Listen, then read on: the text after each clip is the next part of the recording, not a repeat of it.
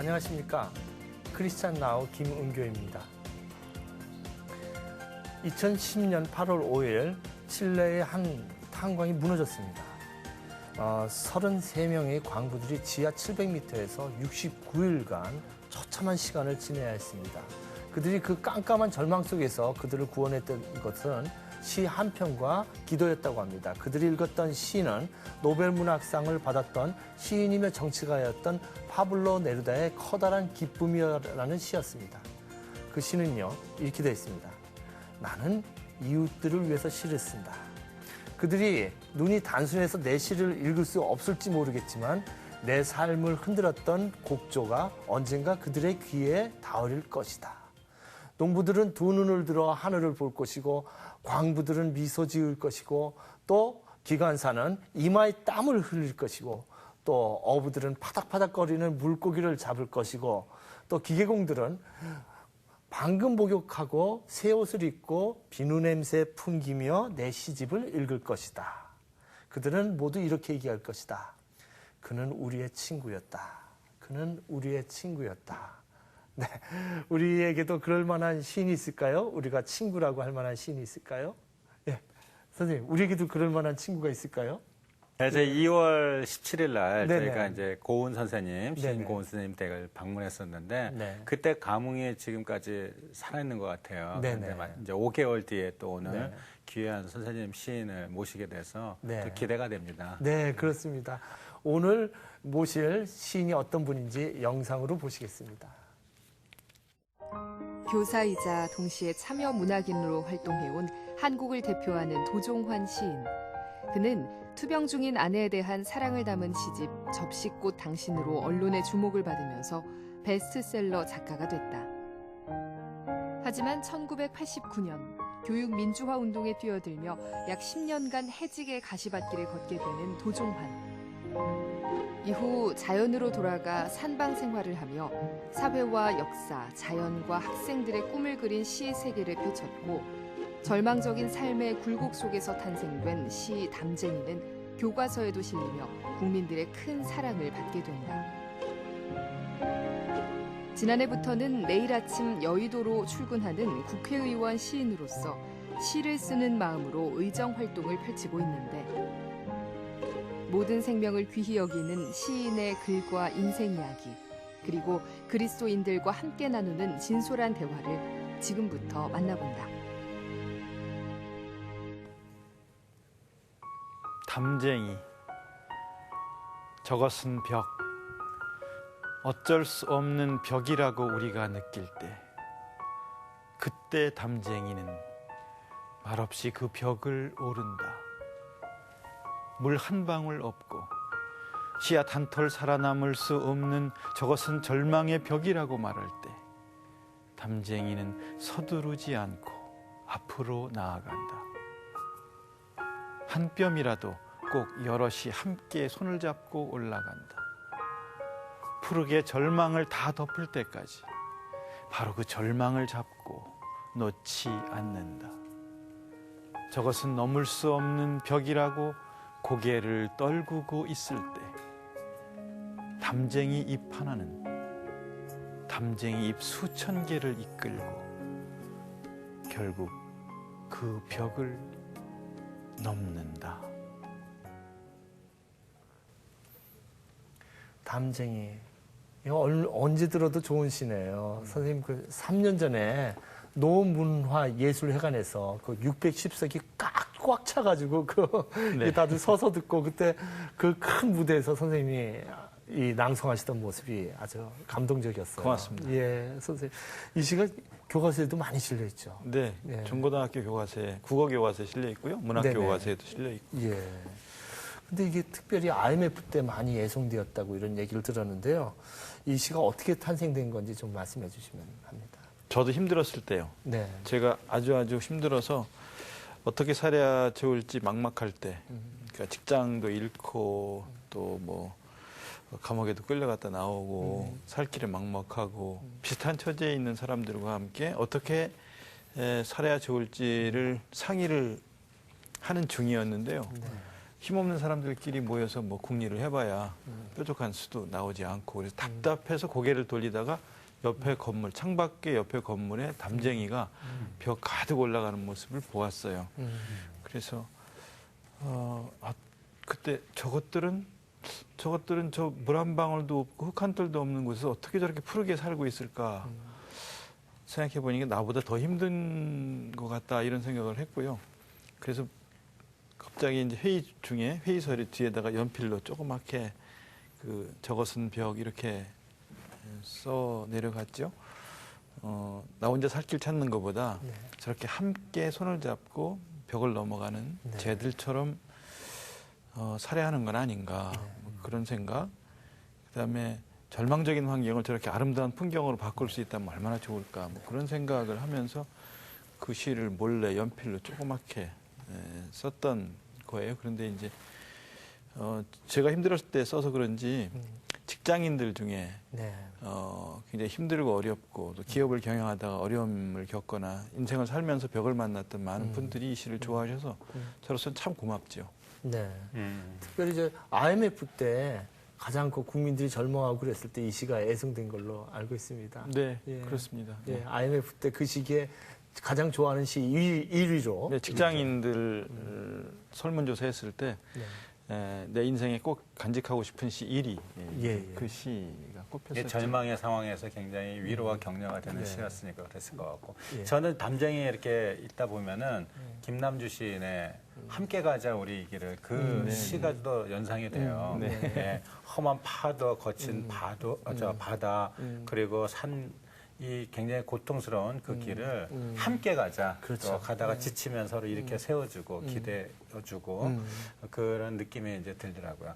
그런데 선생님은 뭐 시인으로 이제 모든 사람들이 알고 있지만 사실 제가 보니까 어렸을 때부터 그림을 굉장히 좋아하시고 또 잘하셨고 고등학교 때까지 또 그림을 그리면은 막 사람들이 알고 인정을 해주고 굉장히 그랬다. 그런데 또 만화도 잘 그리신다는. 아니 어려서 그 만화를 그려놓으면 동네 친구들이 5원 10원씩 주고 사갔어요. 저 팔으라고 이러면서. 네.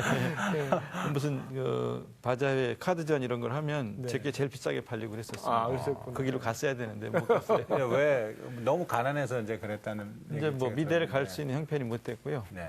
어려서는 반드시 그림 그리는 일을 하며 살 거라고 생각을 했고요. 만화가가 되든 뭐 극장 간판을 그리든 뭐 그런 일을 하며 살 거라고 생각을 했는데 이제 그 꿈을 접을 수밖에 없었고요. 그 좌절이 많은 방황으로 이어졌고 방황과 몸부림 뭐 이런 거를 이제 문학하는 선배들이 제가 문학에 끼가 있어서 그러는 줄 알고 문학 서클을 끌고 들어가는 바람에 길을 잘못 들어서 여기까지 온 거예요. 그런데 뭐 시가 그림 같으니까. 네. 선생님 제가 이제 처음 뵌 거는 1984년에 동인지 분단 시대가 네, 나왔습니다. 그렇죠. 저는 참 충격을 받았어요. 분단 시대 일집을 보고 네. 그 기존의 뭐 신춘문예용 시와 전혀 다른 이야기 시가 이렇게 쭉 여러분들이 실렸는데 그래서 마침내 저도 거기에다가 시를 발표하게 됐는데 그렇죠. 네. 예. 그 이제 선생님 그다음에 84년에 분단 시대, 85년에 창작가 비평에서 나온 시집 고두미 마을에서 그다음에 86년이 접시꽃 당신인데 네. 사람들이 고두미 마을에서라는 시집을 잘 모르는 분들이 계신 것 같아요. 그 시집이 굉장히 중요하죠. 근데 네. 청주에 가니까 고두미 마을이 있어요. 그 그렇죠. 시집과 고두미 마을 얘기 좀 해주시죠. 예. 고두미 마을이라는 동네는 단재 신채호 선생님이 네. 태어나서 사시던 네. 뭐 물론 태어난 곳은 대전 대덕입니다만은 선대로 대대로 내려와 살다가 아버님이 잠깐 처가에 그 과수원 일을 하다가 거기서 태어났고 성장한 곳도 이제 그곳이고 지금 묘도 그곳에 있고 사당도 그곳에 있는데요. 그게 청원군 낭성면 귀래리인데요. 우리 지역에 이런 독립운동가가 네. 계시다 하는 생각 이것이 문학 그 청년기에 또는 네. 시인으로서 막 등단하면서 활동하던 시기에는 정신적으로 굉장히 그 좋은 영향을 줬던 것 같아요. 네. 저렇게 한 시대를 치열하게 살았던 분, 네. 한 번도 타협하지 않고 살았던 저런 분이 우리 근처에 계신다는 거가 굉장히 좋았고요. 자주 갔었고. 네. 근데 이제 자주 가다 보면은 네. 누가 뒤따라서 미행하는 사람도 있고 뭐 그런 시절이었어요. 아. 독립운동가 묘소를 사당을 참배하는데도 네. 누가 뒤를 따라다니고 뭐 그러던 시절이 있었는데요. 일본 순사도 뭐 그런 것이 그리고 이제 또 당시에 사회적 분위기 속에서 이렇게 일본과의 관계가 이렇게 막 이렇게 늘 그 비굴한 관계 속에서 네네. 뭐 제대로 역사의식을 터놓고 얘기하지 못하는 이런 삶이 이게 온당한 건가 이런 질문 같은 것들을 그 당시에 네. 문학 청년으로서 했고요. 네. 그것이 이제 그런 역사에 눈뜨게 하고 역사의식을 갖게 하고 젊은 열정과 결합하고 뭐 이러면서 예. 역사와 민족과 현실을 이야기하는 시가 첫 번째 시집에 실려 있는 시들이에요. 네네. 그래서 시집 제목도 이제 고드미 마을에서인데 접시꽃 당신으로 많이 알려진 뒤에 서점에 시집을 사러 왔을 때 네. 서점에서 이 시집도 도종환 시인 시집인데요. 그러면 독자들이 보다 이건 아닌 것 같은데요. 얘기했다는 그런 얘기를 아이고. 출판사 관계자들한테 들은 적이 있어요. 제가 지난주에 청주 작가회의 그 네. 모임에 갔다 왔는데 거기서 그 시를 공부하시는 분들이 있는데 그 시 정신이 거기까지 다 있네요. 고두미 마을에 우리 독립운동가 신 선생님의 정신까지 다 있네요. 예. 거기서부터 제 문학을 시작했고요. 그때가 네. 또 80년대 전반기니까요. 예, 예. 전두환 정권 하에서 뭐 전기간행물, 문학 전기간행물들이 네네. 표간되고 막 이러던 상태여서 예.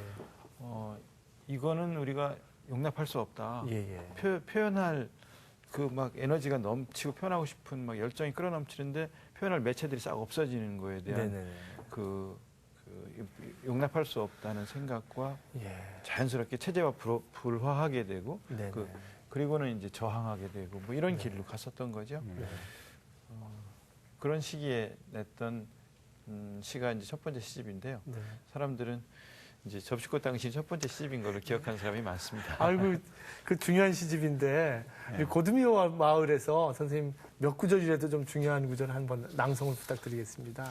부제에도 아예 단재 신채호 선생 사당을 다녀오며라고 네네. 붙였던 시집 그 표제시가 고두미 마을에서예요. 네.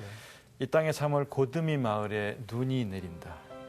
오동나무 함에 들려 곡경선을 넘어오던 한 줌의 유골 같은 푸스한 눈발이 동력골을 넘어 이곳에 내려온다. 꽃매마을 고령신씨도 이제는 아니오고 금초하던 사당지기 귀래리 나무꾼 고무신 자국 한 줄 눈발에 지워진다. 복숭나무 가지끝 봄물에 탄다는 3월이라 초하루 이 땅에 돌아와도 영당각 문풍지를 찢고 드는 바람소리 발 굵은 돗자리 위를 서성이다 돌아가고 옥리하 냇가에 봄이 오면 꽃 피어 비바람 불면 상에 누워 옛 이야기 같이 하고 서가에는 책이 쌓여 가난 걱정 없었는데 네 알았으랴 쪽발이 발에 채이기 싫어 내 자란 집 구들장 밑 오그려 누워 지냈더니 50년 지난 물소리 비켜 돌아갈 줄을 눈녹이 물에 뿌리 적신 진달래 창꽃들이 앞산에 붉게 돋아 이 나라 내려볼 때 이 땅에 누가 남아 4살 4살 썩 비어 고우나 고운 핏덩어리를 줄줄줄 흘리련가. 이 땅의 3월 고두미 마을에 눈은 내리는데. 네. 이런 식입니다. 아, 너무 좋습니다. 이거 박수 맞겠죠 봅니다. 막 결연한 마음. 문학 청년기 초기니까 뭐 예. 역사에 대한 어떤 그 자각 속에서 비장함, 결연함 뭐 예. 신채호 선생님은 비타협적인 독립운동을 하다가 감옥에서 순국하시고 네.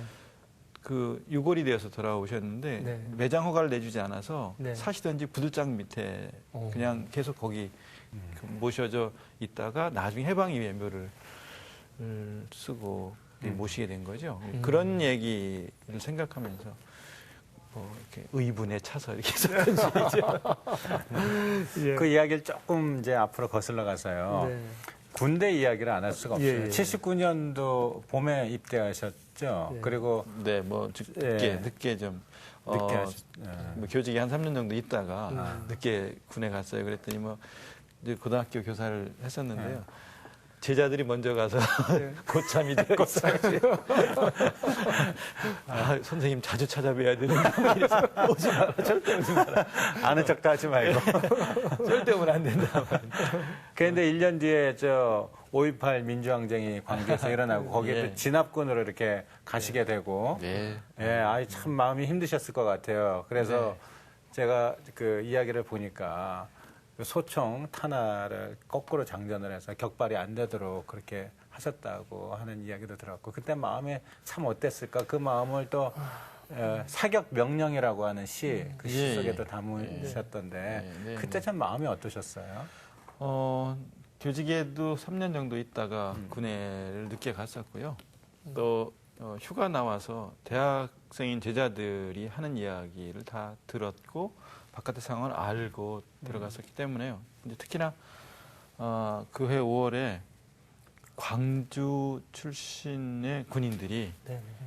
자기들끼리 하는 얘기를 옆에서 들었어요. 예, 예. 그러니까 야 어떻게 하냐, 총을 쏴야 되느냐, 뭐 이런 그러니까 자기 자기 동네 사람, 자기 총을 쏴야 돼. 자기 동네 사람들한테 어떻게 총을 쏘냐는 고민을 자기들끼리 막 며칠서 얘기하는 걸 듣고 그때 또 한번 깜짝 놀란 거죠. 그렇구나.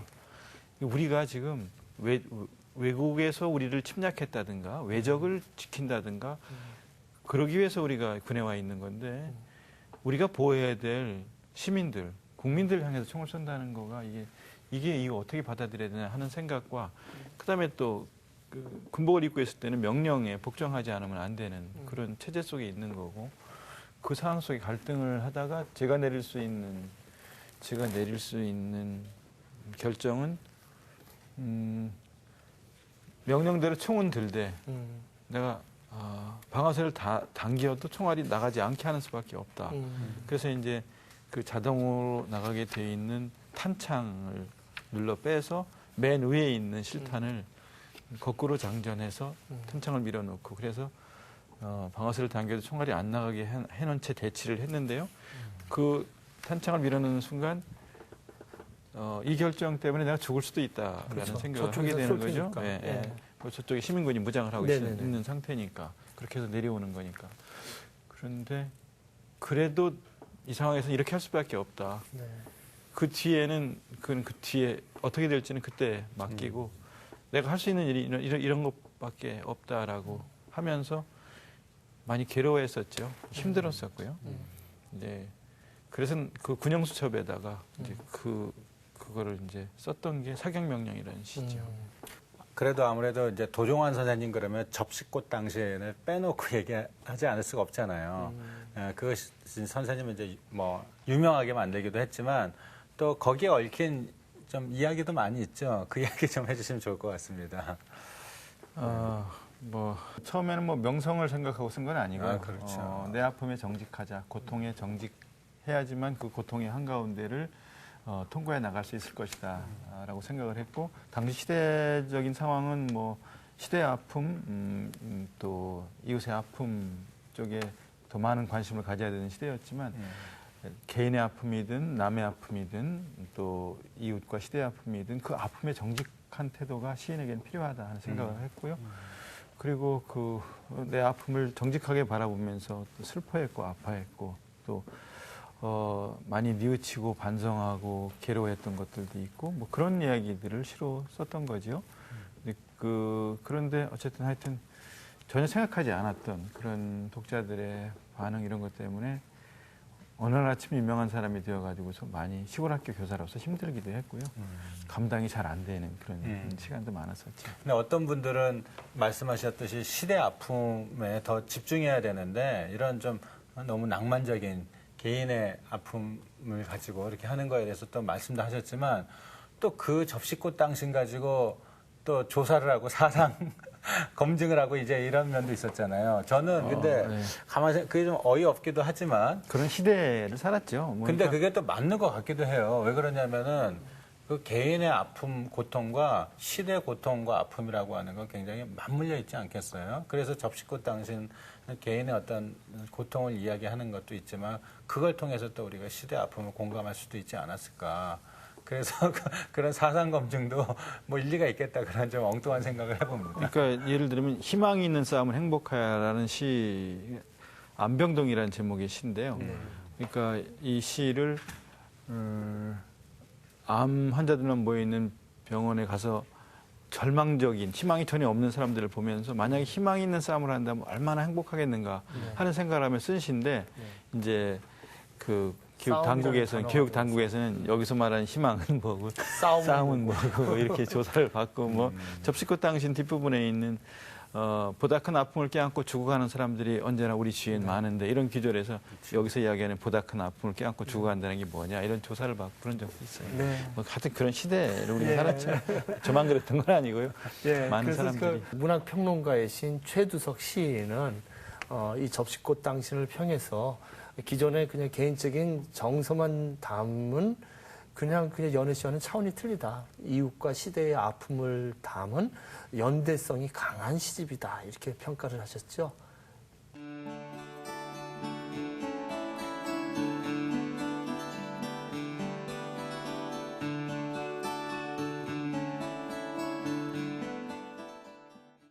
그 선생님에 대한 평은 좀 이렇게 엇갈리는 것 같아요. 어떤 분들은 낭만적인 서정시인이다 이렇게 하시는 분들도 있고 또 어떤 분들은 참여시인이다 이렇게 굉장히 엇갈리고 뭐 어떻게 보면 두 가지를 다 공유하고 계신 것이 아닌가 싶어요. 그런데 아무래도 이제 전교조 결성과 관련해서 이제 선생님에 대한 사회 참여 인상이 강한데 제가 좀 궁금한 건 그냥 시만으로 그렇게 현실 참여를 할 수는 없었을까?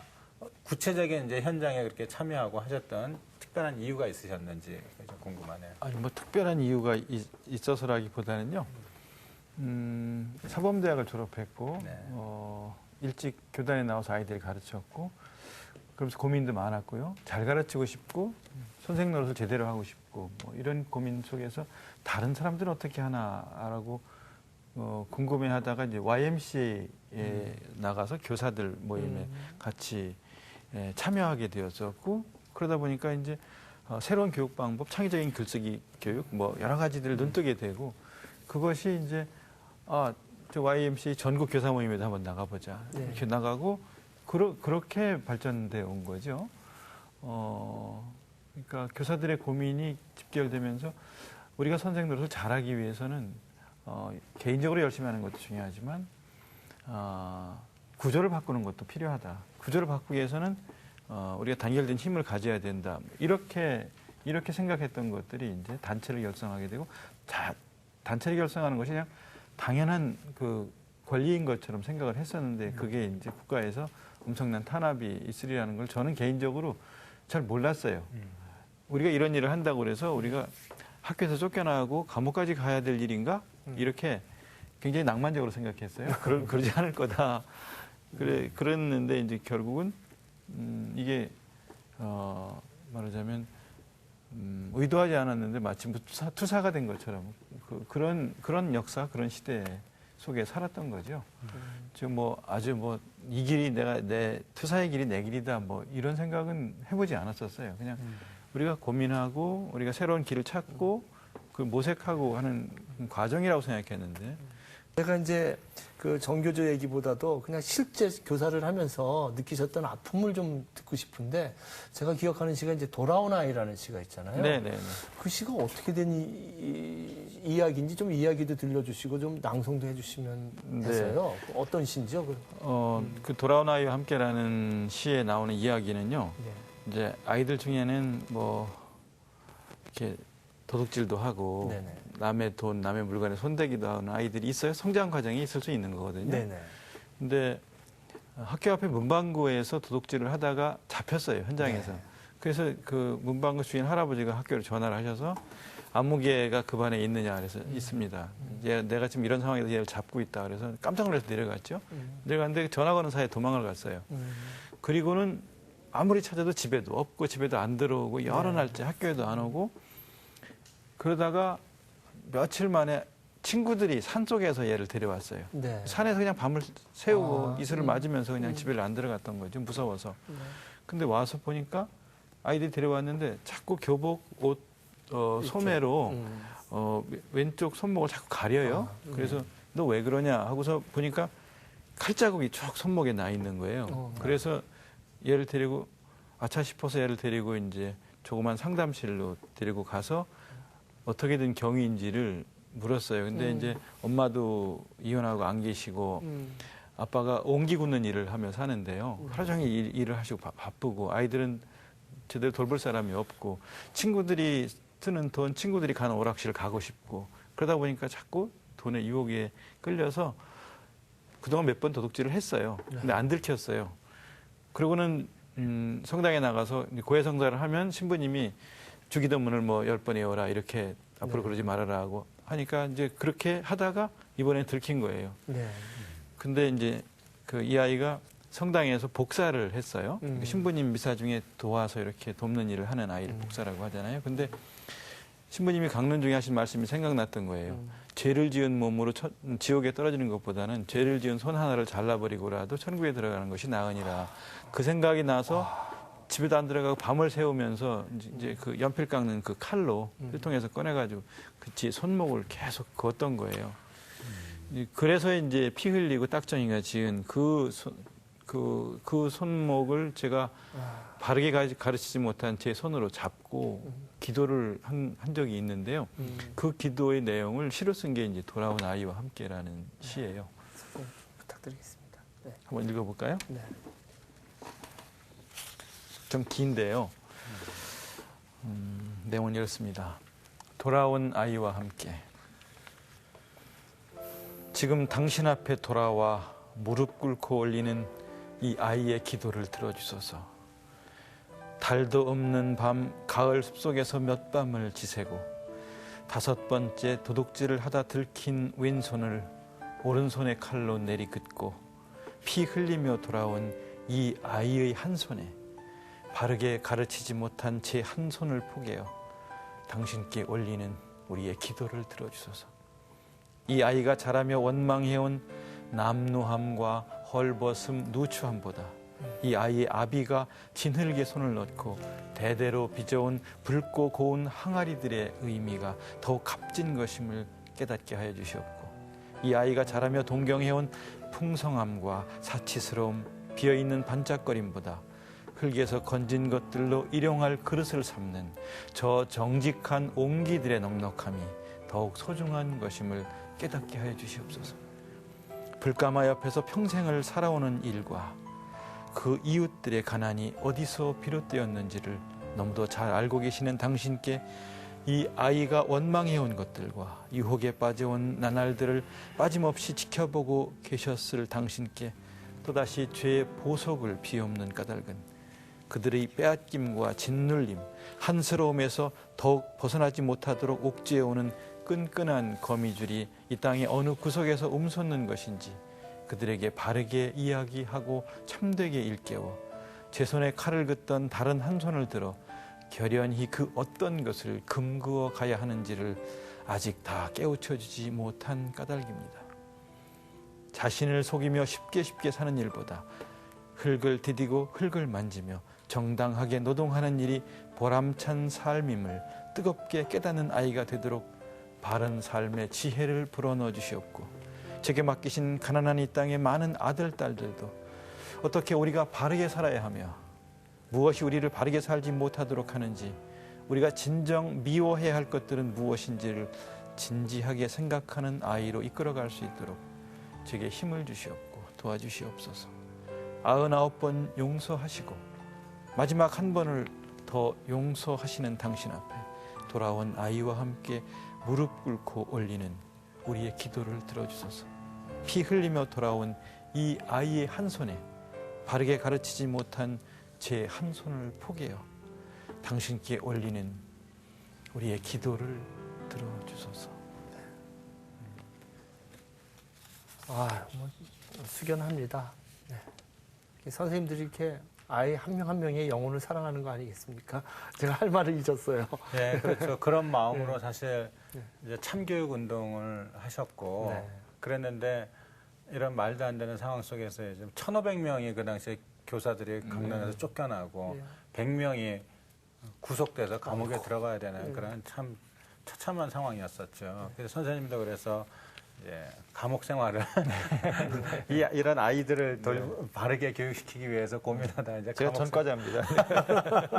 나중에 뭐 대법원에서 고작 이제 30만 원 벌금형 이 정도 나올 정도의 일이었는데 그 당시에 이제 감옥에 들어가셨고 그 감옥에서의 생활은 어떠셨어요? 그 당시에 마음이라든지. 제일 힘든 거는 감옥에서 제자를 만나는 일이 제일 힘들었어요. 뭐 다른 사람과 똑같이 힘들지만 담임했던 아이를 만나는 거 이런 거 힘들었고요. 또 옛날에 시설이 별로 안 좋아서 뭐 일주일에 한 번 목욕을 한다. 뭐 이러면 목욕을 그냥 복도 끝에 있는 수도에서 그렇게 세수대야로 떠주는 물을 끼얹고 돌아오는 비누칠하고 갔다가 뭐 네. 빨개 복도를 막 달려가야 하는 뭐 이런 뭐 치욕과 수치를 감내해야 되는 그런 생활이었는데 제자하고 같이 빨개 벗고 뛰어다니는 거가 참 힘들었고요. 또 뭐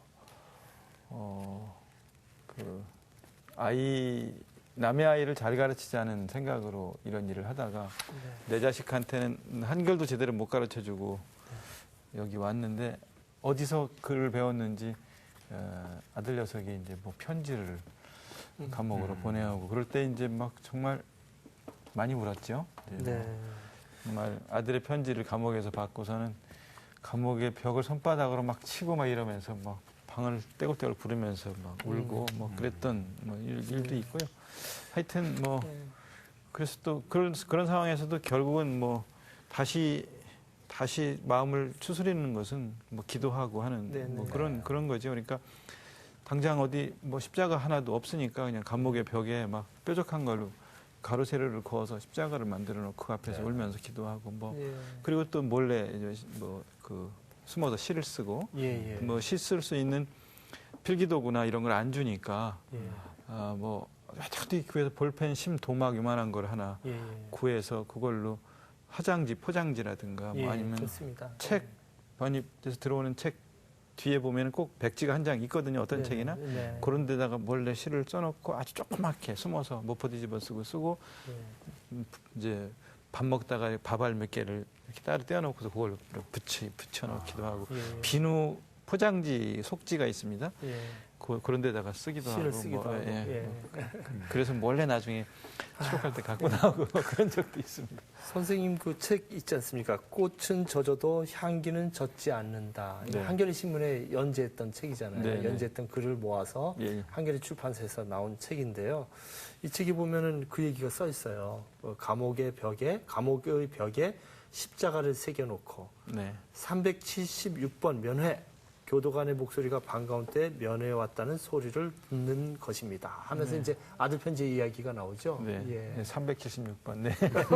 이름을 다 잊어버리고 이제 뭐 주인 번호로 살던 그런 시절이 있었죠. 우리 한번 그 감옥의 벽에 십자가를 새겨놓고 그것을 선생님의 목소리를 한번 낭송을 듣고 싶습니다. 이것도 또 읽어야 하나요? 너무 좋은데. 네, 이런 되게 기도 시들은 좀 길어요. 그렇잖아요. 할 말이 많잖아요. 많아서 기도하고 막 울면서 기도하고 그럴 때는 내용이 좀 긴데 감옥의 벽에 십자가를 새겨놓고 비개인 일요일 아침 당신께 기도드립니다. 엄마 없고 아빠마저 빼앗긴 저희 두 아이들 주님 당신께서 돌보아 주십사 하고 기도드립니다. 밤비에 젖은 얼굴을 털며 일어서는 무궁화꽃처럼 저희 아이들이 자라게 해주십시오. 구름 거친 하늘의 작은 햇볕에도 들풀이 자라듯 아이들이 당신 사랑으로 자라게 해주십시오. 좋은 옷, 맛난 음식이 아니라 아빠의 손을 잡고 사과나무 과수원 뒷 언덕까지만 갔다 오는 게 소원인 아이들. 장독대에서 감나무 밑까지 자전거만 밀어줘도 진종일 신이 나는 아이들 곁에 저는 지금 갈 수 없습니다. 단 한마디 말조차 건네줄 수 없는 곳에 저는 지금 갇혀 있습니다. 이 땅의 아이들을 바르게 키우기 위해 몸바쳐 온 것은 그것이 당신의 뜻이었기 때문이듯 제가 이 감옥의 독방에 갇힌 것도 당신의 뜻임을 믿습니다.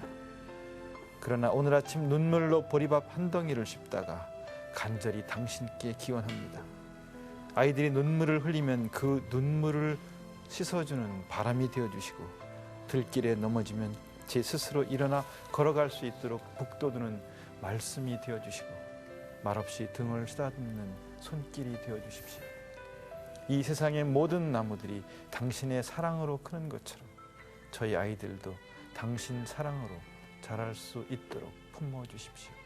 감옥의 벽에 십자가를 새겨놓고 주님, 오늘 아침 당신께 기도드립니다. 네, 선생님 그 수감 생활 이후에 10년 만에 복직을 하신 거죠? 네, 그렇습니다. 근데 복직하시고 굉장히 어려움이 많아서 또 많이 우시고, 근데 제가 들었었는데 뭐 힘이 빠지고 그래서 또 육체적인 아픔도 생기기 시작하셨죠? 네, 그 복직 이후에는 한 5년간 정말 행복하게 아이들과 즐겁게 지내는 생활을 했었는데 너무 열심히 일을 해서 그런지, 너무 많은 일을 하려고 해서 그런지 그 무리한 욕심이 이제 병이 되었고요.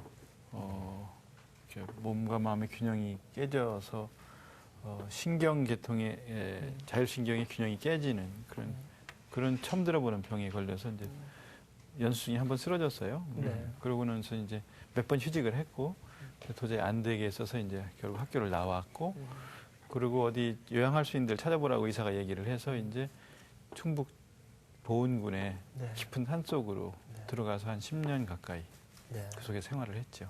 예. 또 이제 국회의원이 되셨어요.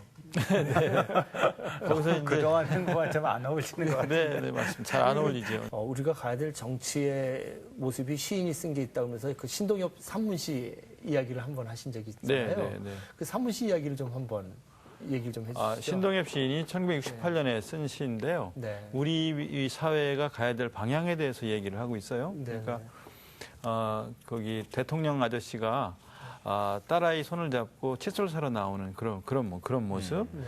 그리고 또 퇴근하는 광부들의 뒷주머니에 하이데거라든가 러셀이라든가 해밍웨이 이런 책이 꽂혀 있는 사회. 네네. 그리고 또 국무총리가 휴가를 간다고 해서 서울역 대합실에서 표를 사기 위해서 땀을 뻘뻘 흘리면서 줄 서 있는 그런 모습을 역장이 보고는 휴가 가세요? 기쁘시겠네요? 그러면서 네. 자기 방으로 유유히 들어가는 그런 장면 이런 것들이 나와요.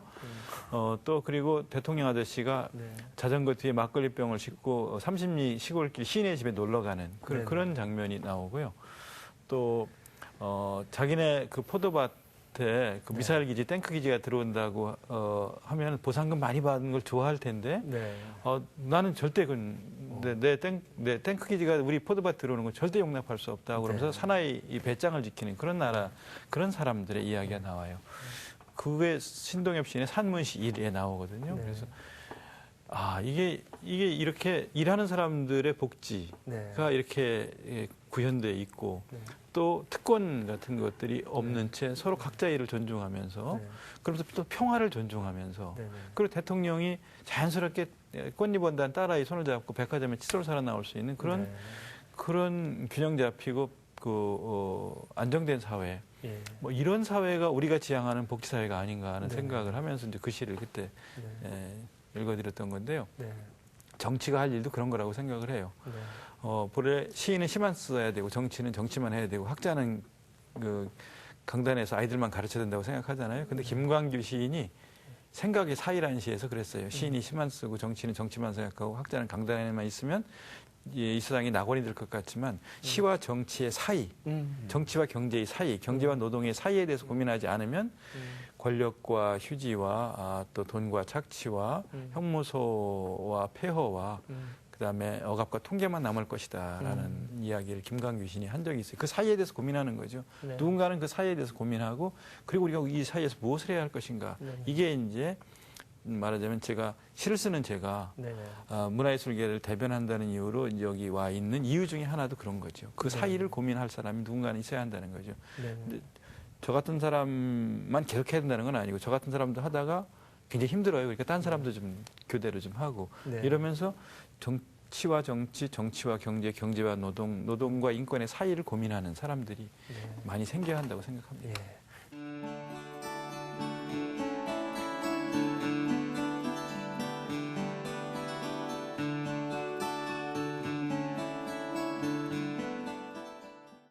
오랜 동안 투병을 하시고 그랬는데도 또 그걸 또 이겨내시고 이제 작품을 계속 쓰시고 하셨단 말이에요. 네. 그 힘은 어디서 나온 거라고 볼 수 있을까요? 첫 번째는 종교적인 어떤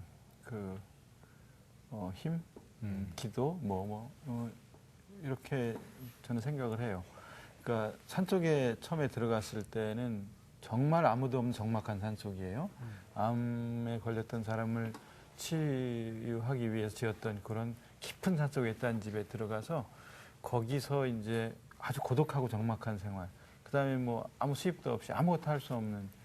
그래서 오직 뭐 무슨 명상과 기도 아니면 그다음에 그냥 아주 정말 최소한의 것을 먹으면서 소비가 거의 없는 그냥 산속에서 지내는 그런 생활이었어요. 그래서 굉장히 외롭고 힘들었는데요. 가진 걸 다 잃었다는 생각이 들었어요. 이제 아무것도 할 수 없는 상태가 되니까 그때 이제 용기를 얻었던 게 뭐냐면 욥기에 나오는 주신 분도 주님이시고 가져가시는 분도 주님이시니 하는 구절이 있어요. 그러니까 내가 갖고 있는 명성이니 뭐 명예니 뭐 글을 쓸 수 있는 재능이니 뭐 하는 이 모든 것도 다 주님이 주셨다고 생각을 하지만 생명도 목숨도 삶도 인생도 다 그분한테 받은 거기 때문에 그분이 달라고 하면 언제든지 드려야 된다라는 생각을 하게 된 거죠. 내 거라고 생각하면 안 된다. 내 거라고 생각하지 말고 달라고 하면 언제든지 도리 없이 드려야 되는 것이다라고 생각을 하면서 살자. 그래야지만 여기서 다시 또 일어설 수 있는 길이 올 거다 이런 생각을 하게 되었죠. 네.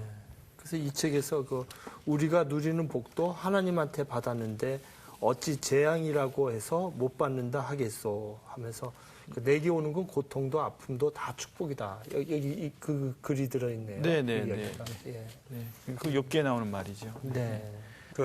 이제 투병하시면서 구구단방에서 아까 말씀하셨듯이 욥의 고난과 고통을 이제 묵상하셨다고 했는데 뭐 개인적으로 특별히 이제 좋아하시는 성경 구절이 있으신지 좀 궁금하기도 하고요. 저는 일단 저는 기도할 때요 주기도문 하늘에 계신 우리 아버지 하면 막 그 말을 하면서 저는 그 말을 하면서 이름을 부르는 순간에 이렇게 점여오는 게 있어요. 그리고 아버지 뜻이 하늘에서와 같이 땅에서도 이루어지소서 하고 기도할 때가 제일 간절합니다.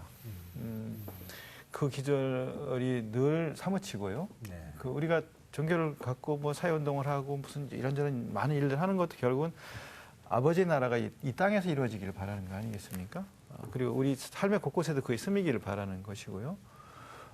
그런데 이제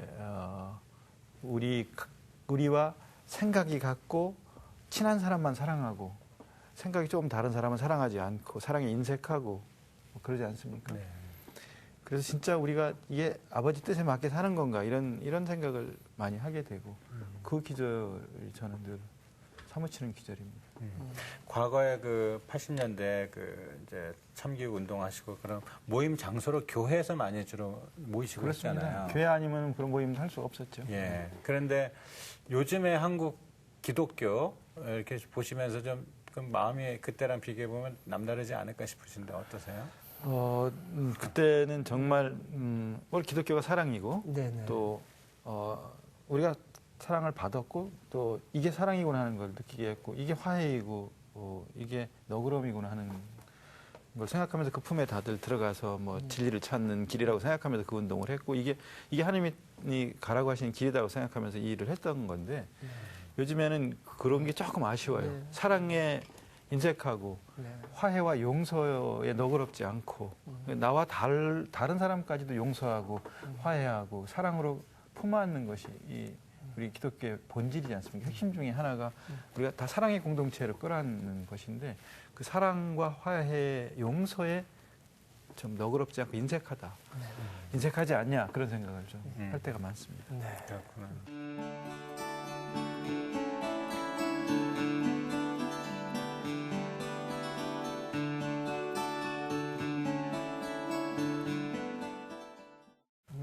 저희가 처음에 이야기 시작할 때 담쟁이라는 시로 이제 이야기를 시작했는데요. 사실 지금도 많은 이 시대 사람들이 그 절망의 담 앞에서 굉장히 자포자기하고 고개를 떨군 채 그렇게 살아가는 분들이 많지 않습니까? 그렇죠. 네. 예, 그분들한테 좀 격려와 희망과 도전이 되는 그런 시가 또 소개해 주신다면 어떤 게 있을까요? 그 담장이 말고 또 많은 사람들이 좋아하고 위안을 받는 시 중에는 흔들리며 피는 꽃이라는 시가 흔들리며 있습니다. 피는 네. 네. 제가 이 방송 시작할 때 파블로 네루다 얘기를 했었는데 그 절망에 갇혔던 700m 지하 갱도에 있었던 광부들 33명이 69일 동안 파블로 네루다의 커다란 기쁨을 읽으면서 힘을 얻었거든요. 그래서 그 사람들 그 시 맨 마지막에 파블로 네루다는 우리의 친구다 이런 고백이 나옵니다. 근데 오늘 선생님 모셔서 얘기 들으면서 담쟁이 듣고 또 쭉 살아오신 내력을 들으면서 도종환 시인은 우리의 친구다 이런 생각이 듭니다. 우리의 친구가 되어주셔서 선생님 너무 감사합니다. 아유, 고맙습니다. 네. 고맙습니다. 우리 이제 흔들리며 피는 꽃을 듣겠습니다. 선생님 오늘 나와주셔서 너무 네, 감사합니다. 고맙습니다. 감사합니다. 흔들리며 피는 꽃. 흔들리지 않고 피는 꽃이 어디 있으랴. 이 세상 그 어떤 아름다운 꽃들도 다 흔들리면서 피었나니, 흔들리면서 줄기를 곧게 세웠나니, 흔들리지 않고 가는 사랑이 어디 있으랴. 젖지 않고 피는 꽃이 어디 있으랴. 이 세상 그 어떤 빛나는 꽃들도 다 젖으며 피었나니, 바람과 비에 젖으며 꽃잎 따뜻하게 피웠나니, 젖지 않고 가는 삶이 어디 있으랴.